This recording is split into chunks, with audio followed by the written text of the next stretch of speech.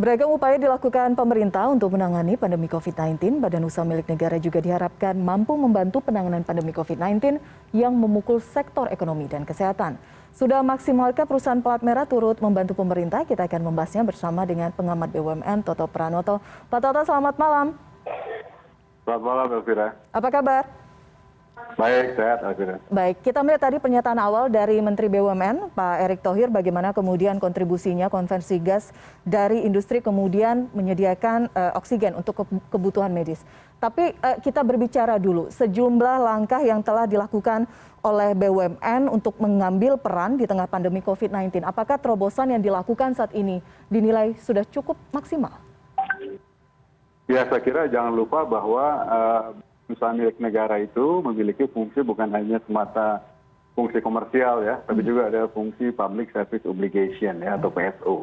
Dan saya kira dalam konteks pandemik sekarang ini memang PSO BUMN itu yang harus dikedepankan ya. Jadi contoh tadi misalkan penyediaan suplai oksigen memang sudah dibantu dikerjakan oleh beberapa BUMN yang memang memiliki kapasitas untuk mengerjakan itu ya. Dan di luar itu kan sebetulnya juga sudah banyak hal lain lagi sebetulnya dikontribusikan oleh BUMN ya. Paling tidak untuk sektor kesehatan saja ya. Penyediaan vaksin itu kan dikerjakan oleh holding Bio Farma ya. Masuk juga dengan distribusi obat-obatan di anak perusahaannya Kimia Farma maupun di Indofarma begitu ya. Belum lagi kalau kita lihat kepada apa yang menjadi kebutuhan masyarakat di era pandemik ya. Banyak kesulitan misalnya dan kemudian PLN misalnya juga memberikan subsidi cukup banyak untuk kelompok keluarga di level yang paling bawah ya, yang pelanggan 450 sampai 900 kWh misalnya begitu ya. Atau juga misalnya kita lihat Telkomsel misalnya pernah bantu juga untuk kuota gratis bagi pelajar atau mahasiswa begitu ya. Dan beberapa yang lain. Itu menjadi contoh bagaimana BUMN memberikan kontribusi ya untuk masa era pandemi ini ya. Jadi saya kira memang tugas mereka sebagai kepanjangan tangan pemerintah, apalagi di penugasan kaitannya dengan public service obligation ini, saya kira menjadi apa yang harus dilakukan oleh BUMN saat ini. Oke, baik. Sebelum kita berbicara mengenai vaksin dan sebagainya, kita lihat dulu pernyataan dari Menteri BUMN Pak Erick Thohir. Apa saja arahan Presiden dalam kaitan peran BUMN di pandemi berikut ini?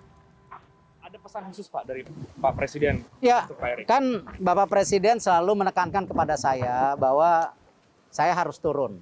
Memastikan keberadaan BUMN ini bukan jadi beban masyarakat, tetapi sesuai dengan tupoksinya apa? Membantu menteri-menteri lain, yaitu membantu daripada public service, pelayanan publik.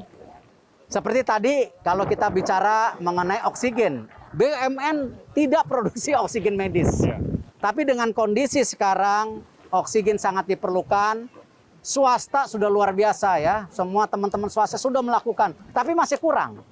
Nah karena itu kita meminta Krakatau Steel, meminta tentu ya kan Pupuk Sriwijaya, coba membantu. Alhamdulillah dapat 3 kilo per hari, ya 3 ton per hari.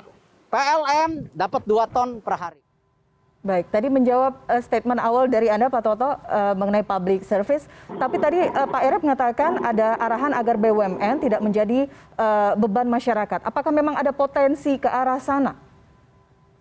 Ya, kalau kita melihat misalnya kinerja BUMN ya di 2019, 2020 misalnya. 2020 kan dampak pandemik memang memukul dunia usaha secara keseluruhan lah ya, termasuk BUMN juga. Bisa dilihat dari kinerja bagaimana tingkat penjualan menurun, tingkat laba juga jauh menurun begitu ya. Sehingga memang ini menjadi tanda petik kalau itu akan menjadi katakanlah mestinya kontributor, sekarang justru mengalami penurunan, kan jangan sampai statementnya Pak Erick Thohir tadi misalnya ya, BUMN itu ada tapi kemudian tanda petik kurang memberikan kontribusi misalnya ya, atau malah bahkan menjadi beban begitu ya bagi negara atau bagi masyarakat. Jadi saya kira ini ke depan kuncinya adalah bagaimana dengan upaya-upaya yang ada dengan berbagai macam sektor ya dimiliki oleh BUMN, mereka bisa berperan optimal paling tidak memberikan kontribusi bagi penanggulangan ya situasi pandemik saat ini ya. Saya kira tadi sudah disebutkan ya beberapa peran dari BUMN-BUMN di sektor-sektor yang memang sangat dibutuhkan saat ini di era pandemik. Nah ke depan saya kira juga ini adalah era terbaik untuk menyiapkan kembali bagaimana BUMN-BUMN untuk bisa segera siap kalau nanti kondisi pandemik sudah mulai reda, ya, vaksinasi sudah mulai berhasil, sehingga ekonomi sudah mulai akan kembali bangkit, maka saatnya juga BUMN harus segera bisa tancap gas, saya kira, untuk segera bisa menggrab berbagai opportunities yang ada. Oke, artinya saat ini belum tancap gas, ada hambatan? Ya, saya kira kalau kita lihat kan problem di BUMN sendiri kan memang lumayan banyak ya. Jadi bahkan sebelum masa pandemik ini kan juga banyak kinerja BUMN yang tidak terlalu bagus misalnya begitu ya. Apalagi ditambah pandemik kemudian menyebabkan kinerja mereka menjadi semakin buruk begitu ya. Sehingga ini masa-masa tahun, 1,5 tahun terakhir mestinya juga menjadi masa yang cukup bagi preparasi mereka untuk segera bisa perbaiki struktur bisnisnya jadi lebih sehat dan lebih kompetitif, sehingga nanti pada saat bisnis mulai kembali normal, mereka sudah bisa harus lari lebih kencang begitu. Oke, baik. Berbicara mengenai vaksinasi, kita punya pernyataan lain ya dari Menteri BUMN Erick Thohir. Berikut ini. Bukan juga bantuan percepatan program vaksinasi pemerintah. Karena itu kita membangun sentra-sentra vaksinasi BUMN yang sudah 1,6 juta. Masyarakat kita bantu menyuntik gitu. Tetapi tidak di situ pun kita ada program yang namanya vaksin gotong royong yang bekerja sama dengan pihak swasta, di mana para pihak swasta merasa terpanggil untuk membantu pemerintah. Kan ini sama, kalau swasta yang membayar dibagikan gratis kepada pegawainya, itu kan sesuatu hal yang saya rasa sangat positif ya. Karena hari ini kita harus gotong royong.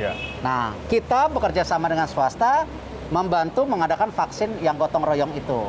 Nah, swasta yang menyuntikkan, kita hanya mendukung saja. Tapi kita alhamdulillah kalau BUMN sendiri, kita mayoritas ya pakai vaksin gotong royong. Pak Toto, apa catatan Anda untuk vaksinasi ini? Tadi Menteri sudah menjelaskan bagaimana sentra vaksinasi dibangun bekerja sama dengan berbagai pihak untuk menggenjot program vaksinasi nasional. Targetnya saat ini kita memang masih relatif cukup jauh untuk target selanjutnya. Saat ini memang sudah berhasil 2 juta dosis per hari, tapi ada target selanjutnya 5 juta dosis. Ya, saya kira ini tidak bisa dilepaskan nanti dari kontribusi utama di suplai vaksin ya. Pertama tentu kita akan sangat mengandalkan kepada Bio Farma sebagai satu-satunya produsen vaksin ya di nasional ya. Jadi bagaimana kapasitas Indo Farma itu bisa terus ditingkatkan, dan saya kira itu sudah mulai dilaksanakan, termasuk juga mereka menjalin kerjasama dengan berbagai macam international research organization untuk bisa juga ke depannya memproduksi berbagai macam vaksin jenis lainnya. Saya kira itu menjadi penting bahwa kita memiliki suatu kekuatan ya di sektor produsen vaksinnya begitu ya.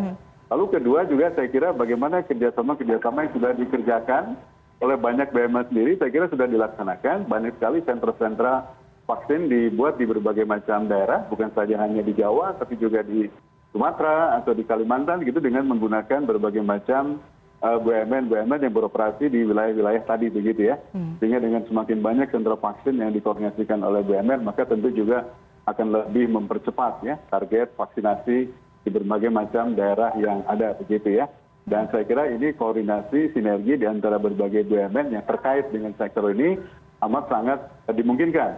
Apalagi juga kita sudah membuat satu holding misalnya untuk rumah sakit misalnya ya. Dan ini juga saya kira tersebar di banyak tempat juga, itu nanti tentu bisa disinergikan dengan BUMN-BUMN yang menjadi host untuk penyelenggara sentra vaksin di berbagai tempat ya. Jadi mudah-mudahan ini bisa menjadi kontribusi nyata BUMN bagi percepatan program vaksinasi nasional.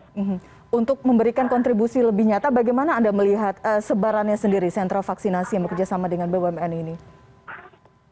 Ya, memang sekarang kalau kita lihat di Jawa sendiri mungkin vaksinasi relatif sudah jauh lebih merata begitu ya. Mungkin konsentrasi kita sekarang adalah melihat bagaimana supaya wilayah-wilayah lain di luar Jawa ya, sama di Sumatera, Kalimantan, ke Indonesia bagian timur juga bisa lebih cepat ya program vaksinasinya. Dan saya perhatikan memang ini sekarang kita konsentrasi terutama di wilayah barat, tengah mungkin sudah lumayan cukup banyak, tapi di wilayah timur mungkin relatif masih kurang ya. Sehingga mungkin saya kira kontribusi BUMN nanti ke depan dengan Indonesia wilayah timur ini bisa jadi perhatian, dan saya kira di sana nanti kita akan bisa melihat kontribusi BUMN-BUMN yang besar yang beroperasi di wilayah timur ya. Oke. Mudah-mudahan mereka nanti bisa menjadi pelopor ya bagi sentra vaksinasi BUMN di wilayah timur yang bisa membantu masyarakat lokal di sana. Oke, untuk memastikan upaya penanganan pandemi ini bisa lebih komprehensif, artinya dibutuhkan koordinasi antar lintas lembaga yang lebih erat juga. Bagaimana catatan Anda, Kementerian BUMN dengan kementerian lain, misalnya Kementerian Sosial ataupun Kementerian Kesehatan, sama-sama berupaya untuk penanggulangan pandemi ini? Bagaimana kerjasama lintas sektor menurut Anda?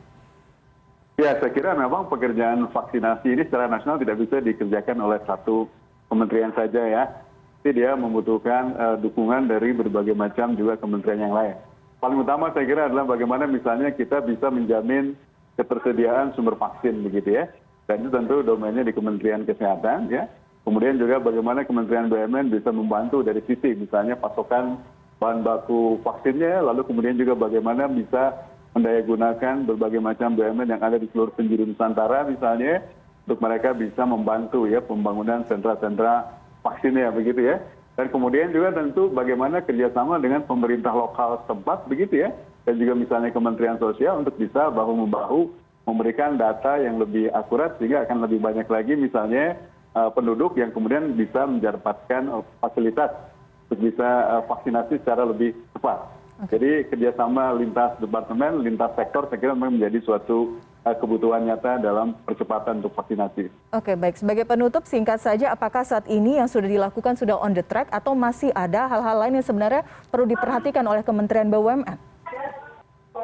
Ya, saya kira yang sudah dikerjakan oleh kementerian, saya kira sudah on the track. Mereka membantu cukup banyak, terutama dari sisi untuk pengadaan vaksin dan juga bagaimana sentra-sentra vaksin didirikannya di banyak tempat. Nah, saya kira mungkin catatan berikutnya adalah bagaimana proses tadi bisa lebih dipercepat, begitu, terutama di kawasan yang sama sekali atau masih kurang, ya, pemerataan soal vaksinasi. Dan ini saya kira membutuhkan kerjasama yang lebih erat lagi nanti antara pihak Kementerian BUMN tentunya dengan pihak Kementerian Kesehatan, dengan Pemda setempat, dan juga dengan berbagai kementerian lain yang terlibat percepatan sentra vaksin ini. Baik. Toto Pranoto, pengamat BUMN. Terima kasih waktu Anda, Pak Toto, malam hari ini bersama CNN Indonesia Newscast. Selamat malam, sehat selalu. Selamat malam, terima kasih.